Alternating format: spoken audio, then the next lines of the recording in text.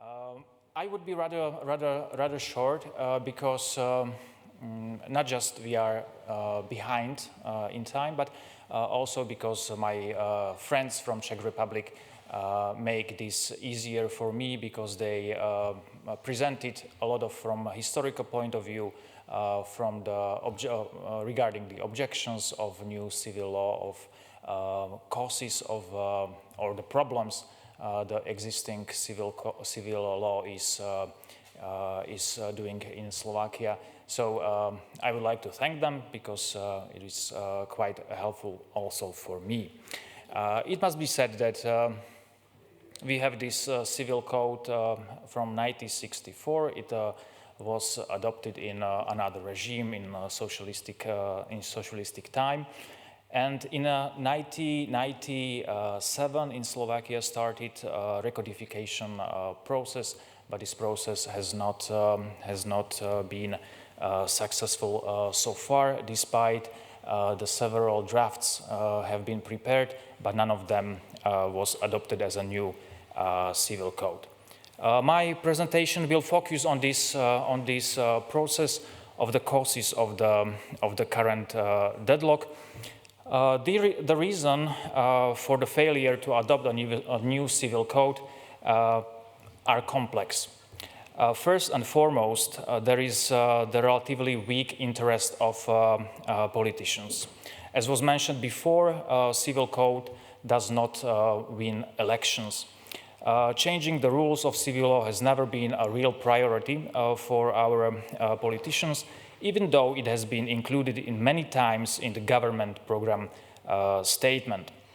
But it must be objectively stressed that in different periods, the interest of society has been focused on other priorities, whether it was the economic reforms after 1998, then the economic crisis of 2007, the fight against corruption after 1218, or the pandemic, energy crisis, inflation, the Ukraine, and so on. So these issues have pushed recodification in the sidelines. Secondly, a certain social but also political unawareness seems to have contributed to the failure of the recodification process so far.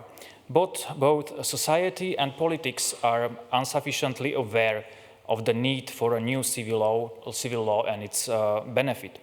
It must be admitted that a society that has lived for decades with a rather non-standard and simplex regulation of private law can no longer imagine itself living under a different legal regime, for example, in the area of inheritance law or matrimonial property regime. There is no in-depth debate in society about what the regulation of private law should look like, while there are some sporadic voices about the need to introduce regulation to make life easier, for example, for the LGBT community, or to allow, for example, private foundation as a mechanism for law of succession. These are only individual issues with no attempt to intervene more broadly in general arrangements. Therefore, the process of recodification cannot be expected to be accelerated and pushed forward by the society itself. Furthermore, the reason for the failure so far include the way in which the recodification work has been carried out and the fact that it has been linked to a change in the political situation. Those who are involved in the preparation of the new civil code are faced with uncertainty as to whether continuity will be maintained whenever there is a change of Ministry of Justice.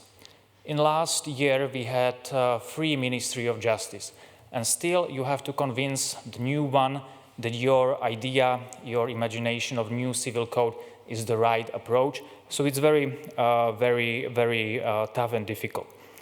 Although in the initial period of the recodification process, considerably attention was paid to the recodification in the professional public, there were discussions, international symposiums, and so on. This attention gradually turned into disinterest.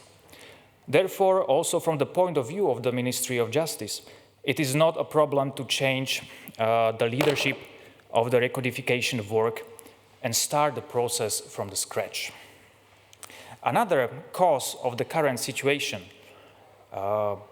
can be attributed to the fatigue of the recodification process, tiredness, I mean.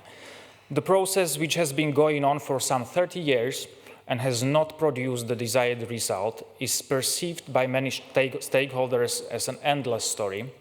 There is already skepticism about the successful conclusion of the process among the professional public and legal practice.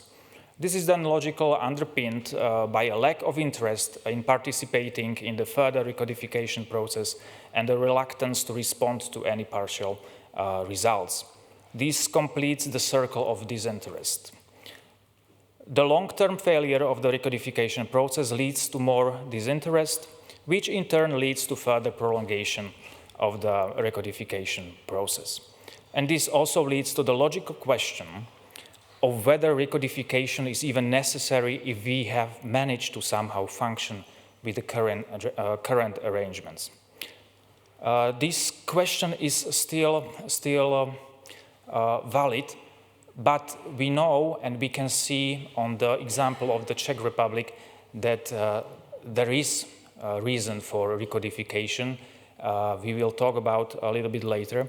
So despite the fact that this question is still asked in Slovak society, I do personally believe that the recodification is necessary in order to move to normal civil law environment. Another reason for the prolongation of the recodification process is the fact that many of the problems that have arisen over a long period have not been dealt with gradually as they arose, but have been postponed until later, precisely with the reference that they will be dealt with in the framework of recodification. So the politicians, they don't want to recodify civil law, but if they are asked to change something in the civil law, they just answer, it will be dealt with in the recodification process, but they don't push this recodification process further. This has increased the amount of matter that will have to be dealt with at once, rather than being dealt with gradually. The matter that will need to be dealt with is therefore quite extensive, which has given rise to a fear in a large part of the legal community that there will be too many changes. Reasons for the recodification, my Czech colleagues explained them, but I would like to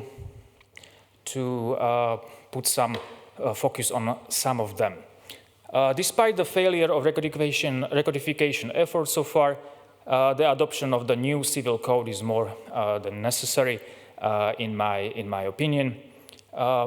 It's worth to mention that the Civil Code of 1964 was built around typical situation of socialist life. The consequence is an overly simplistic legislation which has left out many of the classical legal institutes.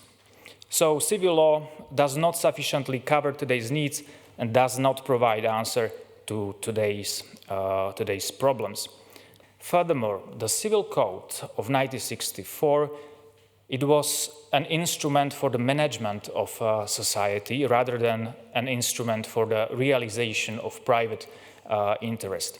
The aim was thus not only to regulate typical situation of socialist life, but also to prevent atypical relationship from occurring at all. This was reflected in an unnaturally narrow legal space for individual autonomy and freedom to decide one's own affairs, as well as in overly simplistic view of law. In particular, there is still a rigid view of the invalidity of legal acts. We still tend to see civil law as an instrument for the management of society. We still think that the vast majority of provisions in our civil code are rigid. The parties cannot agree otherwise, and of course, this is not the right way how to see civil law. Further, the current civil code was also a manifestation of the effort to decentralize civil law. The civil code was narrowed down to only those regulations necessary to provide for the basic needs of citizens. This situation persists to a large extent to this day, since the regulation of many purely civil law relations is contained in special laws. This is most evident in the dual regulation of obligation in the Civil Code and the Commercial Code, as was several times mentioned before. We also have a separate family act. However, there are also many other examples of unnecessary fragmentation of legal regulation. For example, the separate regulation of the lease and sublease of non-residential premises or short-term lease of apartments, which is separated from the Civil Code, or the fragmentation of the regulation of private consumer relations. Thus, the Civil Code has lost to a large extent its status as a unifying act of civil law, and this entails a number of shortcomings. First of all, the special laws are not always sufficiently adapted to the Civil Code's provision, which is a consequence of the fact that they fall under the responsibility of different ministries. Also, the same terminology is not always preserved. At the same time, the fragmentation of the legislation and the lack of connection between the specific and general provisions allow the legislator to make more benevolent changes to the specific legislation, which do not take sufficient account of the unity of the civil law system. Last but not least, the current state of the Civil Code makes the regulation inconsistent and incoherent. The structure of today's code is largely unsystematic. Entire books and sets of provisions have been deleted in 1991 when there was a big amendment to the Civil Code. It was an amendment called Democratization Amendment or Market Economy Amendment, but ironically, this amendment was based largely on the provision, as was mentioned before, the Civil Code of 1950, which in turn should have paved the way for the communistic and socialist life. So in 1991, we get back to 1950 in some regulations.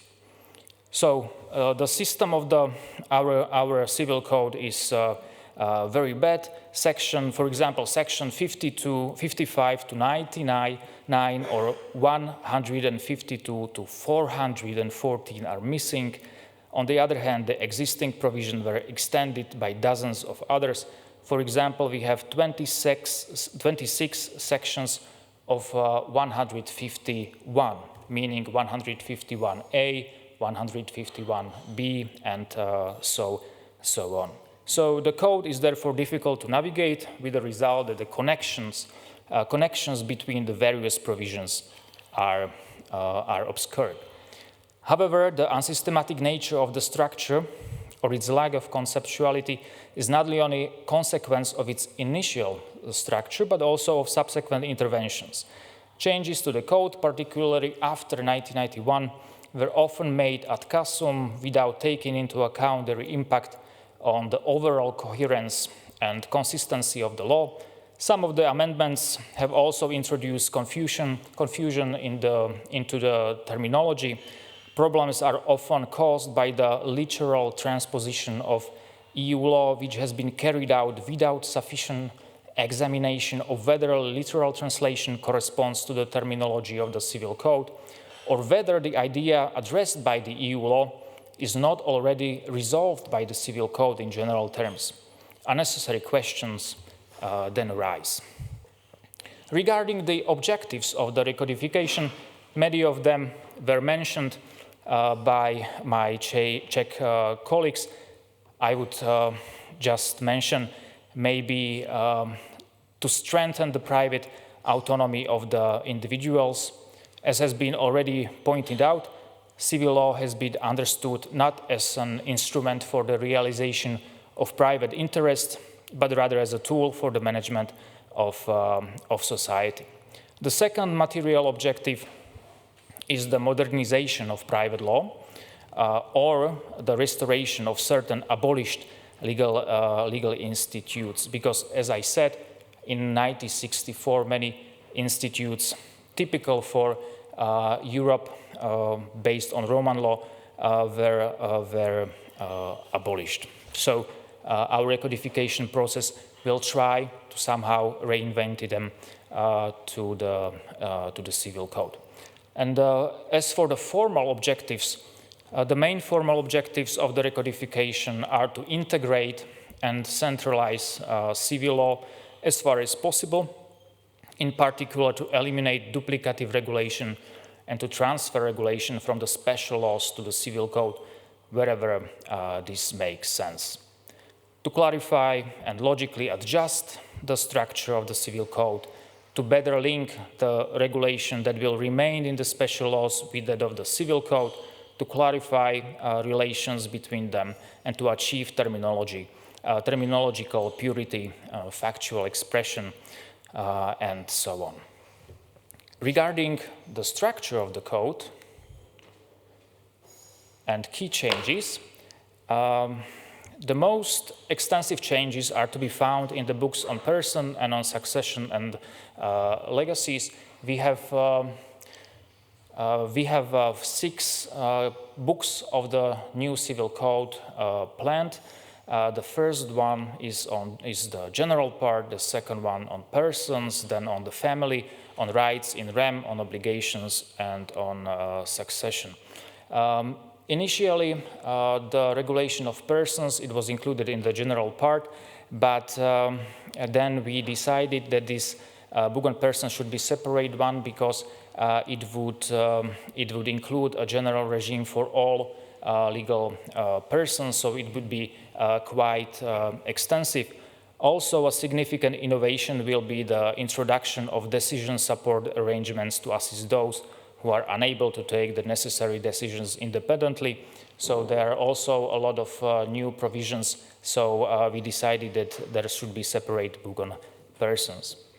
The book on inheritance and legacies envisages the reintroduction of institutes that were omitted by the communistic law and have not been part of Slovak private law for 60 years. It must be said that our succession law, inheritance law, is very simplistic.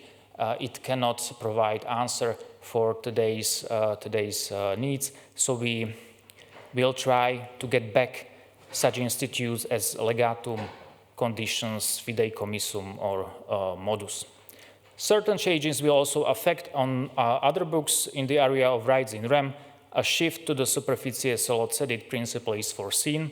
Also, there is still some debate on this. We will see how this ended up. In family law, in particular, a relaxation of the rules on matrimonial property relation is envisaged, but with increased protection for each spouses, because the current arrangements are very unfair for the other spouse. In the law of obligation, the dualism between commercial and civil obligation is to be eliminated, because now we still have commercial code and civil code, but we decided that we will have all obligations regulated in civil code. The commercial code will be recalled, and we will have only new act on commercial companies and cooperatives. And also at the same time, the regulation of consumer obligation is to be made more transparent. In the recent years, we had discussion whether the provisions on consumers' protection should be included in the new civil code, or should there be separate consumer code. But we decided, and it seems that the dispute is over now, that the consumer protection will be part of the civil code. So at the end, I would like to see that the situation situation in Slovakia is not that flattering, because we still have this civil code of 1964. That means that Slovak private law is unable to provide solutions where practice needs them, or where they could be a positive step forward. But it must be frankly and humbly admitted that this situation is largely the fault of the academic community itself, which has failed to unite and which has failed to make the benefits of the new code convincingly clear to politicians and to professionals and general public. As an academic community, we must acknowledge this fault and restart the recodification process again. Thank you very much for your attention.